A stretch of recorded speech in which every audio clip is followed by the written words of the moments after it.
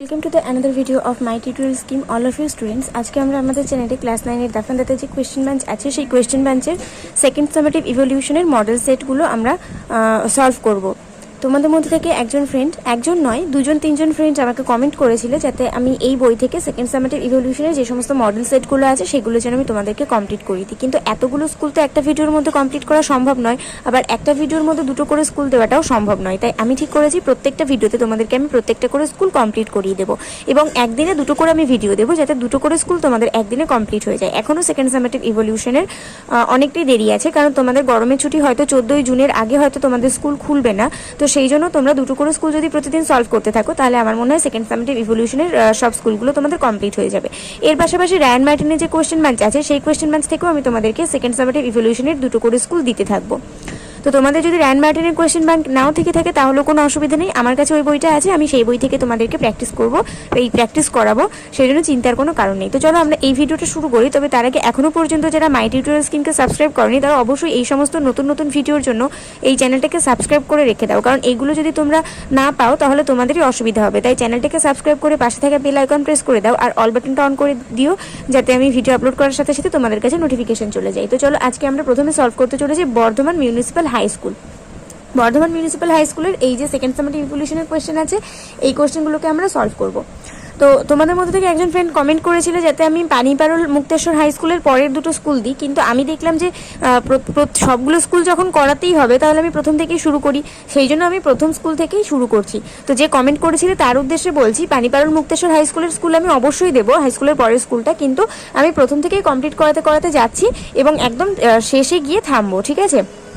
মানে আমি প্রথম থেকেই শুরু করেছি, মানে মাঝখান থেকে ওরকম করে আমি করাচ্ছি না, প্রথম থেকে একদম ক্রম অনুসারে আমি স্কুল কমপ্লিট করাবো। তো চলো প্রথমে আমরা এখানে দেখি সিনে আমাদের কি দেওয়া আছে। আমাদের এখানে সিনে দেওয়া আছে, আমাদের এখানে সিনে টম লসের টুথ থেকে প্যাসেজ তুলে দেওয়া হয়েছে এবং এখান থেকে আমাদের বেশ কিছু এমসিকিউ দিয়ে দেওয়া হয়েছে, সেগুলো আমাদেরকে সলভ করতে হবে। প্রথমে আমাদের আছে Tom wanted to stay home to play football, go fishing, play chess, sleep soundly. তো go fishing is the right answer, কারণ ও মাছ ধরার জন্য বাড়িতে থাকতে চেয়েছিল। Tom tried to break aunty's heart by his foolishness, naughtiness, boldness, ডিসওবেডিয়েন্স।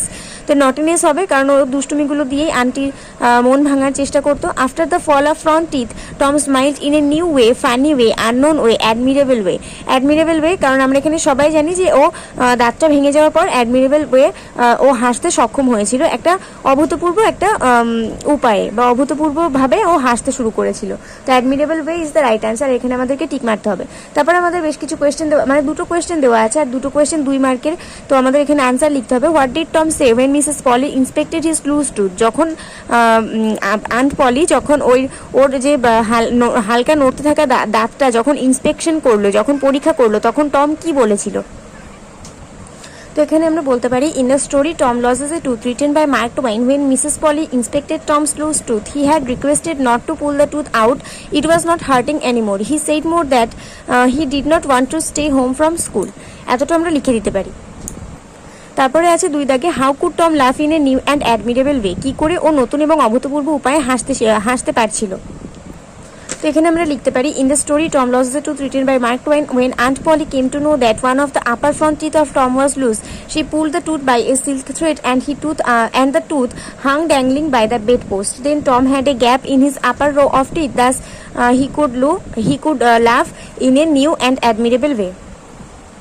তারপরে এখানে আমাদের ট্রু ফলস দেওয়া আছে আর সাপোর্টিং স্টেটমেন্ট দিতে হবে। তো প্রথমে আমাদের আছে, the mist was upon the grass, ঘাসের উপরে কুয়াশাটা ছিল। তো এটা আমাদের ফলস, কারণ আমরা কবিতাতে জানতে পেরেছি যে mild the mist upon the hill, ওই কুয়াশাটা পাহাড়ের উপরে ছিল, তাহলে এটা আমাদের ফলস। আর সাপোর্টিং স্টেটমেন্ট হিসেবে আমরা এটাই লিখতে পারি, mile the mist upon the hill, ঠিক আছে? তারপরে আছে, the day referred in the poem has wept its fill, যে দিনটার কথা কবিতাতে উল্লেখ করা হয়েছে সে সারাদিন ধরে শুধু কেঁদেছে, এটা হচ্ছে ট্রু, কারণ আমরা এখানে দেখতে পেরেছি the day has wept its fill, সারাদিনটা ধরেই ওই সারাদিন ধরে কেঁদেছে, তাহলে এখানে আমরা লিখতে পারি এই সাপোর্টিং স্টেটমেন্ট হিসেবে the day has wept its fill. B দাগে এখানে একটা আনসার কোয়েশ্চেন আছে, mile the mist upon the hill থেকে 1 মার্কের কোয়েশ্চেন আছে। What does the poet desire to go to? কোথায় ওই পোয়েট যেতে চেয়েছিলেন? তো এখানে আমরা লিখতে পারি,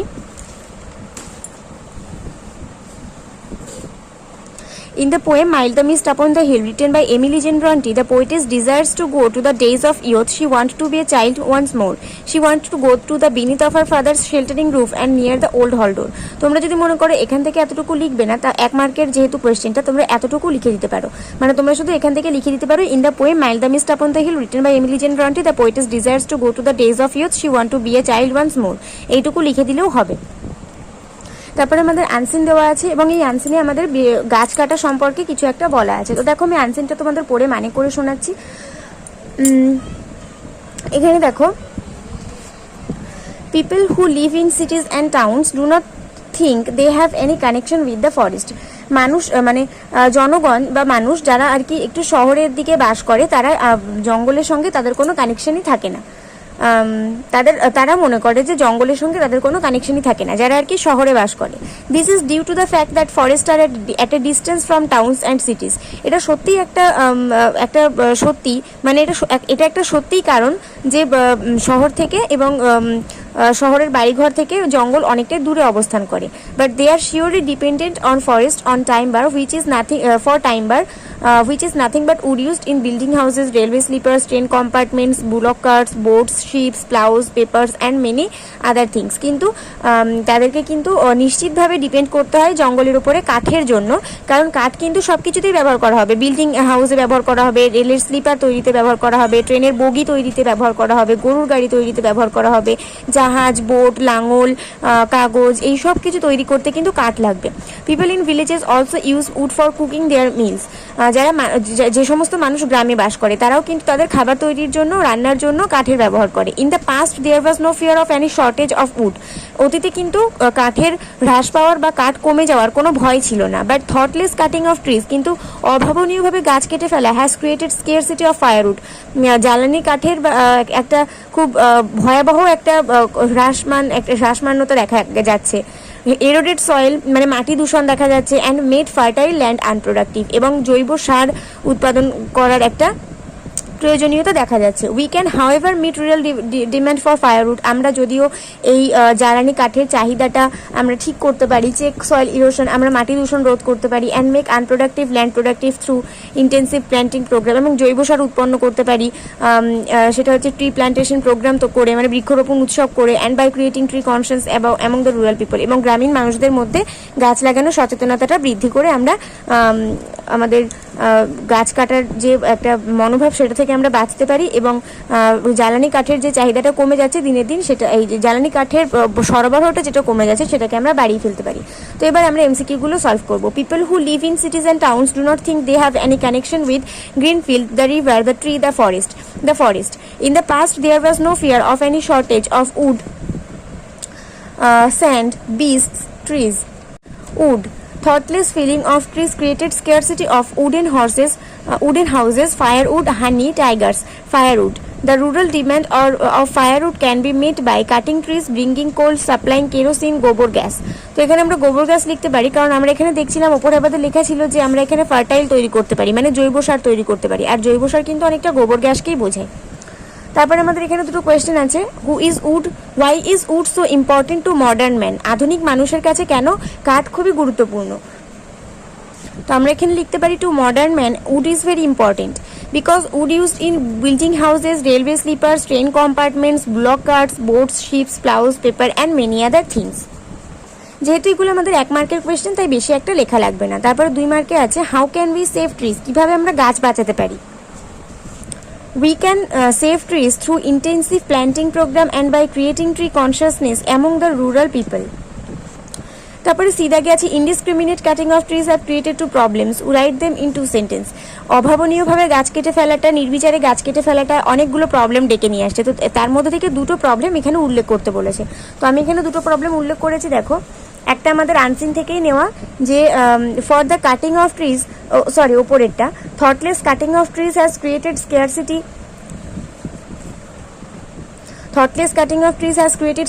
of firewood, eroded soil and made fertile and unproductive. আর 2 নম্বরটা আমি এখান থেকে আর দিইনি, আমি আলাদা একটা দিয়েছি, for the cutting of trees the global warming problem is increasing day by day. তারপর এখানে বলেছে যে এদের অ্যাপ্রোপ্রিয়েট মিনিং লিখতে। একটা রুরাল আছে, একটা শর্টেজ আছে। তো রুরালের অ্যাপ্রোপ্রিয়েট মিনিং হিসেবে আমরা কি লিখতে পারি? রুরালের অ্যাপ্রোপ্রিয়েট মিনিং হিসেবে আমরা লিখতে পারি যে characteristic of the country side rather than the town.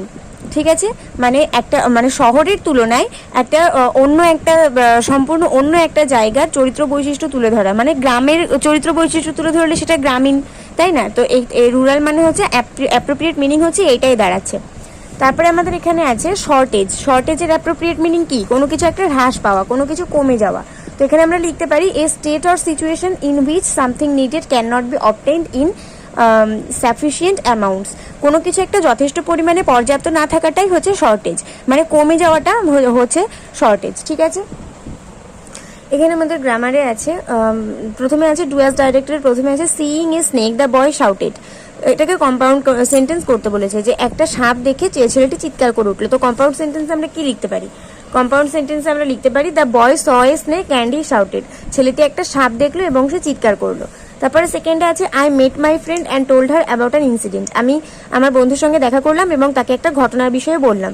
এটাকে সিম্পল সেন্টেন্স করতে বলেছে। তো এটাকে আমরা কি করতে পারি? এটাকে করতে পারি meeting my friend I told her about an incident. আমার বন্ধুর সঙ্গে দেখা করে আমি তাকে একটা ঘটনার কথা বললাম। তারপরে থার্ডে আছে Rafiq was running fast. Rafiq তাড়াতাড়ি দৌড়চ্ছিল। তো এটাকে ইন্টারোগেটিভে করতে বলেছে। তাহলে ইন্টারোগেটিভে করতে গেলে আমাদের এখানে নট আনতে হবে, যেহেতু আমাদের এখানে এটা অ্যাফার্মেটিভে আছে। তাহলে আমাদের এখানে নেগেটিভ করতে হবে। তাহলে প্রথমে অক্সিলারি চলে আসবে ওয়াজ, তারপর নট হবে, তারপর সাবজেক্ট আসবে রফিক, তারপর বাকিটা বাকির মতন বসে যাবে। Was not Rafiq running fast দিয়ে একটা কোয়েশ্চেন মার্ক দিতে হবে। তারপর রিনা ট্রাইড অল হার প্ল্যানস। এটাকে নেগেটিভ সেন্টেন্সে করতে হবে। রিনা তার সমস্ত প্ল্যানগুলিকে চেষ্টা করে দেখে। তো এখানে আমরা যদি নেগেটিভ করি তাহলে কি বলতে পারি? Rina did not leave any of her plan untried. Rina কখনোই তার কোনো প্ল্যানকে চেষ্টা না করে ফেলে রাখে না। তো এটা হচ্ছে আমাদের নেগেটিভ সেন্টেন্সে হয়ে গেল। তারপরে আমাদের এখানে বেশ কিছু ফ্রেজাল ভার্বস করতে বলা হয়েছে। প্রথমে আছে the police investigated the case. তো ইনভেস্টিগেটেডের ফ্রেজাল ভার্বস আমরা সবাই জানি লুক ইনটু, কিন্তু যেহেতু এখানে ইডি যোগ আছে তাই আমাদের এটা লুকড ইনটু হবে, মানে লুকের সঙ্গে ইডি যোগ হবে। তাহলে এটা হবে the police looked into the case. The chill recovered in a month. তো এখানে রিকভার্ডের এটা না চাইল্ড হবে, এটা তোমাদের প্রিন্টিং মিস্টেক আছে। The child recovered in a month. তো রিকভার্ডের ফ্রেজাল ভার্ব আমরা সবাই জানি কাম রাউন্ড, কিন্তু এখানে ইডি যোগ আছে বলে এটা কেম রাউন্ড হবে। তো CAME হবে, কেম round. The child came round in a month. Puja could understand what her sister said. তো পূজা বুঝতে পারলো তার বোন কি বলতে চাইছে। আন্ডারস্ট্যান্ডের ফ্রেজাল ভার্ব সেটা মেক আউট। তো এখানে যেহেতু কোনো ইডি যোগ নেই বা এস যোগ নেই, তো আমাদের এটা মেক আউটই হবে। ঠিক আছে, মেক আউটই থাকবে এটা। তারপরে আমাদের এখানে আর্টিকেল অ্যান্ড প্রিপোজিশন দিয়ে ফিল ইন দ্য ব্ল্যাঙ্কস দেওয়া হয়েছে। তো Suvendu the young chap jumped. এখানে নির্দিষ্ট করে বোঝানো হয়েছে, তাই দা বসেছে। ইনটু দ্য ফায়ার, আগুনের মধ্যে ঝাঁপ দিল। যখন কোনো কিছুর মধ্যে ঝাঁপ দেওয়া হয় তখন সেটা ইনটু হয়। And saved the man from burning, পুড়ে যাওয়া থেকে বাঁচালো। যেহেতু থেকে বোঝানো হয়েছে তাই ফ্রম হয়েছে। এবার এখানে সেকশন সি রাইটিংয়ে দেখো, এখানে এটা ক্লাস 9-এর তোমাদের টম লজেসের টুথের বা কোনো একটা স্টোরির পিছনে মানে এক্সারসাইজে তোমাদের এখানে এই রিপোর্টটা তোমাদের আছে, করতে দেওয়া আছে এবং সেটাই এখানে দেওয়া হয়েছে। তো এখানে দেখো একটা বাসের ব্রেক ফেল হয়ে গেছে, একটা ট্রাকের সঙ্গে ধাক্কা মেরেছে, 5 জন ইনজিওর্ড ছিল, তার মধ্যে একজন মহিলা এবং একটি বাচ্চাও ছিল। আর যারা ইনজিওর্ড হয়েছিল তাদেরকে হসপিটালে নিয়ে যাওয়া হয়েছিল। আর ফার্স্ট এডের পরে কাউকে ছেড়ে মানে কিছুজনকে ছেড়ে দেওয়া হয়েছে। ট্রাফিক ডিসরাপ্টেড হয়ে গেছে, পুলিশ ইন্টারভেন্ট করছে, আর নর্মালসে রেস্টোর হবে কিছুক্ষণ পরে। তো এগুলো সাজিয়ে তোমাদেরকে একটা রোড অ্যাক্সিডেন্টের নিউজ পেপার রিপোর্ট লিখতে হবে। আর এটা যেহেতু তোমাদের ক্লাস 9-এর একটা এক্সারসাইজেও আছে, তো আমি ঠিক করলাম যে এটা তোমাদের লিখে দেওয়াই উচিত। তো আমি দেখো এখানে সেকশন সি লিখে নিয়ে, এখানে দেখো এইটা অথবা এইটার মধ্যে যে কোনো একটা করতে বলেছে। তো আমি দুটোই তোমাদেরকে করে দিয়েছি, তোমাদের যেটা ভালো মনে হবে তোমরা সেটাই লিখবে। প্রথমে আমি ওপরের রোড অ্যাক্সিডেন্টটা লিখে নিয়েছি। A terrible bus accident by a staff reporter. এখানে আমি জায়গার নাম দিয়েছি আরামবাগ, আর 25শে মে আমি ডেট দিয়েছি। এ terrible bus accident was happened at the early morning yesterday. গতকাল ভোরবেলাতে একটা দুঃখজনক একটা বাস অ্যাক্সিডেন্ট ঘটে গেছে। The accident took place on 24th May of 5 AM।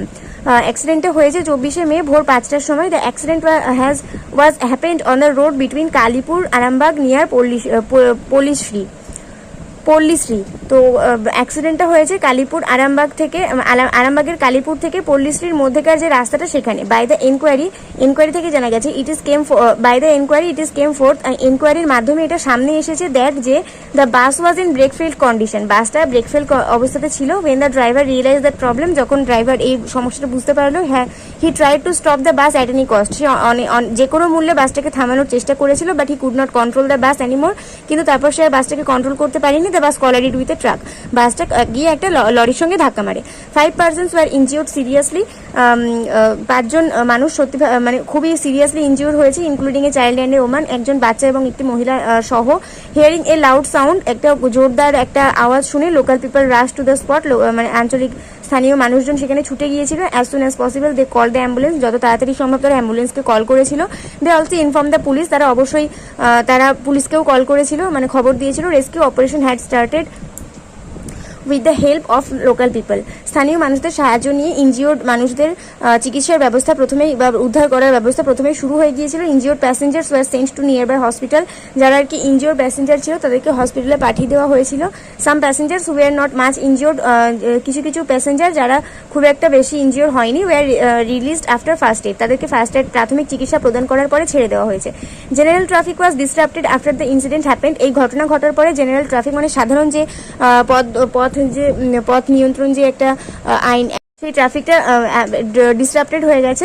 Police intervened about the matter and took necessary steps, police এই ব্যাপারটা নিয়ে খতিয়ে দেখছে এবং অনেক গুরুত্বপূর্ণ স্টেপ নেবে বলে ভাবা যাচ্ছে। দে সুন ক্লিয়ার দ্য ট্রাফিক, তারা খুব তাড়াতাড়ি ট্রাফিকটা সরাবে বলে ব্যবস্থা বা পরিষ্কার করবে বলে ব্যবস্থা নিচ্ছে। নর্মাল ওয়াজ রেস্টোরড সুন, স্বাভাবিক অবস্থা আবার কিছুক্ষণ পরেই ঠিক হয়ে যাবে।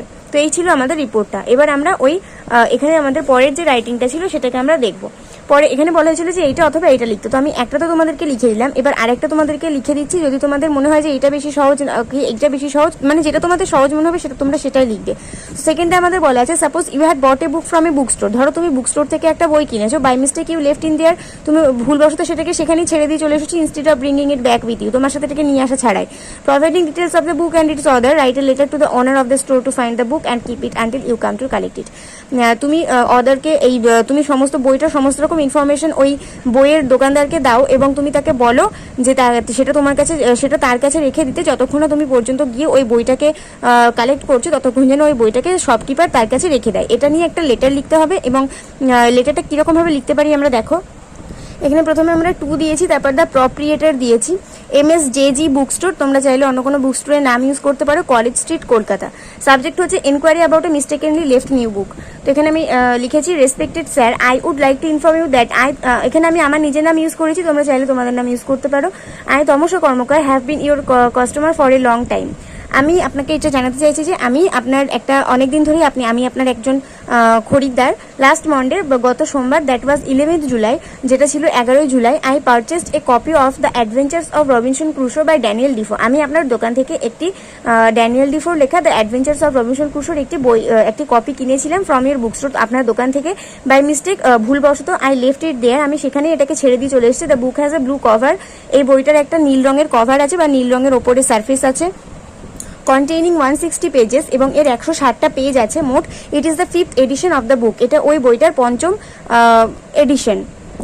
The loss of the book has cost me a great deal of anxiety, এই বইটা হারিয়ে যাওয়ার জন্য আমার মধ্যে ভীষণ একটা তীব্রতর উদ্বিগ্নতা সৃষ্টি হয়েছে। আমি অতএব request you to find the book, আমি আপনাকে অনুরোধ করছি বইটাকে খুঁজে রাখার জন্য, and keep it with you, এবং এটাকে আপনার সঙ্গে রেখে দেওয়ার জন্য, until I go to your shop, যতক্ষণ আমি আপনার দোকানে যাচ্ছি, টু কালেক্ট ইট, এটাকে সংগ্রহ করে নিয়ে আসতে। I hope you will keep my request, আমি আশা করছি যে আপনি আপনার অনুরোধটা রাখবেন, and oblige me very much, এবং আমাকে অত্যন্ত পরিমাণে বাধিত করবেন। তো এখানে থ্যাংকিং ইউ এর পরে আমি লিখেছি ইউর্স ফেথফুলি, তারপরে আমি নিজের নাম লিখে দিয়েছি, তোমরা চাইলে তোমাদের নাম ইউজ করতে পারো, আর এখানে তোমরা অবশ্যই তোমাদের নামটা ইউজ করবে। আর এখানে শ্রীরামপুর হুগলি আমি আমার ঠিকানা দিয়েছি, তোমরা চাইলে অন্য কোনো ঠিকানা বা তোমাদের ঠিকানাটা এখানে লিখবে। আর ডেট দিয়েছি 12th জুলাই 2022। এবার দেখো, আমি এখানে 12ই জুলাই এই কারণেই দিয়েছি কারণ আমি এখানে চিঠিতে 11ই জুলাই উল্লেখ করেছিলাম যে 11ই জুলাইতে আমি বইটা কিনেছি, একটু আগেই তোমরা দেখতে পেলে। আর এটা খেয়াল রাখবে, যে দিনটাতে তোমরা বইটা কিনবে বলেছো সেই দিনটার পরের ডেটে যেন চিঠিটা লেখা হয়, ঠিক আছে? এখানে ডেটটা যেন ঠিক তার পরে হয়, এটা একটু খেয়াল রাখবে। তো আজকে আমরা এই বর্ধমান মিউনিসিপ্যাল হাই স্কুলের এই সেকেন্ড সামেটিভ ইভলিউশনের এই স্কুলটা আমরা কমপ্লিট করে ফেললাম, সিন আনসিন গ্রামার এবং রাইটিং সহ। তো আশা করছি ভিডিওটা তোমাদের ভালো লেগেছে। ভিডিওটা ভালো লাগলে অবশ্যই একটা করে লাইক করে দিও, বন্ধুদের সঙ্গে অনেক অনেক শেয়ার করে দিও, আর অবশ্যই এটা ভালো করে প্র্যাকটিস করে নিও। বলা তো যায় না, আনসিন গ্রামার সব কমন পড়ে যেতে পারে। আর নেক্সট ভিডিওর জন্য অপেক্ষা করতে থাকো। ততক্ষণ পর্যন্ত অন্য কিছু যদি ইম্পর্টেন্ট বলে মনে হয় অবশ্যই আমাকে কমেন্টে জানাবে, আমি সেই বিষয়ে ভিডিও নিয়ে তোমাদেরকে অবলম্বে দেওয়ার চেষ্টা করবো। পরে ভিডিওতে দেখা হচ্ছে, ততক্ষণ পর্যন্ত সবাই ভালো থাকো, সুস্থ থাকো আর মন দিয়ে পড়াশোনা করতে থাকো।